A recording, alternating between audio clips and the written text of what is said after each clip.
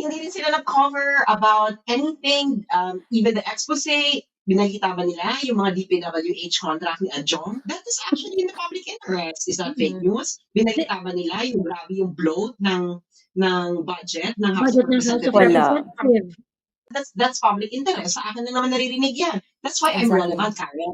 Because bloggers can hit it where it hurts. Kayo, under the control kayo ng may-ari ng network at yung mga may-ari ng mga networks ninyo, kabarkada ng mga politiko, tigilan ninyo ako. Kung hindi kabarkada, kasimbutan, tigilan niyo ako. Yun ang sabihin ko, tigilan niyo ako. Tsaka ninyo, sa sobrang kapal ng mga makeup ninyo at sa haba ng mga fake eyelashes ninyo, pati utak ninyo ang pupurol. Di ba? Kaya, kita mo, Karen, you have been besmirching me. You journalists, every one of you have been ganging up on me, calling me this. Natinag ba? Nawala ba ang moisture ko? Mas lalo kang lumobo ang aking engagement. Mas lalong lumobo ang aking audience. What does it mean?